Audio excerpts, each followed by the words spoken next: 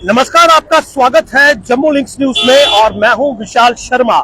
इस समय की एक बड़ी अपडेट आपको बता दूं कि जम्मू कश्मीर में राष्ट्रीय जांच एजेंसी एनआईए और राज्य जांच एजेंसी यानी कि एसआईए ने अलग अलग लोकेशंस पर रेड की है और इन रेड्स में एक रोहिंग्या मुसलमान जो कि म्यांमार का रहने वाला है उसे ह्यूमन ट्रैफिकिंग मामले में गिरफ्तार किया है। ह्यूमन ट्रैफिकिंग मामले में रोहिंग्या मुसलमान की गिरफ्तारी जो है वो जम्मू के बठिंडी इलाके से एनआईए ने की है और जो जानकारी मिली है कि एनआईए की ये रेड्स 10 अलग अलग राज्यों में चली हैं, जिनमें त्रिपुरा, असम, वेस्ट बंगाल, कर्नाटक, तेलंगाना, हरियाणा, पुडुचेरी, राजस्थान आदि मौजूद है।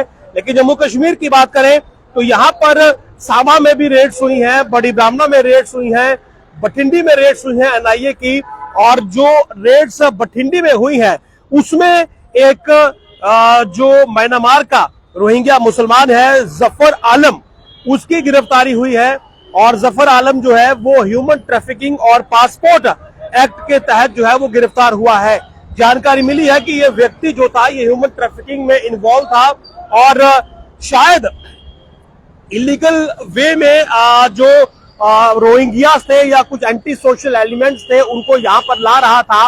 और ये भी जानकारी मिली है कि शायद ये व्यक्ति जो रोहिंग्या मुसलमानों की लड़कियां थी उनकी शादियां गलत वे किसी तरह से मैनिपुलेट कर रहा था कश्मीर के या जम्मू के युवाओं के साथ, ताकि बाद में यहाँ पर जो है वो ह्यूमन राइट्स की दुहाई देकर उन्हें यहीं पर सेटल आउट किया जा सके।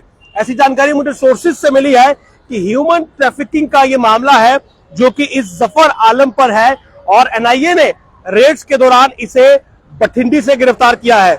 वहीं एसआईए की बात करें तो एसआईए ने भी टेरर रिलेटेड केस में जो है वो कश्मीर की डिफरेंट लोकेशंस पर जो है वो रेड्स कंडक्ट की है, जिसमें अनंतनाग, पुलवामा और श्रीनगर शामिल है। और वहां से कुछ एविडेंस भी सीज किए हैं जिनमें डिजिटल डिवाइसेस हैं और भी कुछ उसमें डॉक्यूमेंट जो है वो सीज किए हैं। लेकिन एग्जैक्टली क्या सीजर किया है उसकी जानकारी अब तक एसआईए ने ऑफिशियली जो है वो जारी नहीं की है। तो जम्मू कश्मीर में आज की बात करें तो आज सुबह ही एसआईए और एनआईए ये दोनों एजेंसियां एक्टिव हुई। एसआईए ने कश्मीर घाटी में श्रीनगर, अनंतनाग और पुलवामा में रेड की और मामला था टेरर रिलेटेड यानी कि आतंकवाद से जुड़ा हुआ और कुछ एविडेंसेस वहां से इकट्ठा किए हैं, कलेक्ट किए हैं।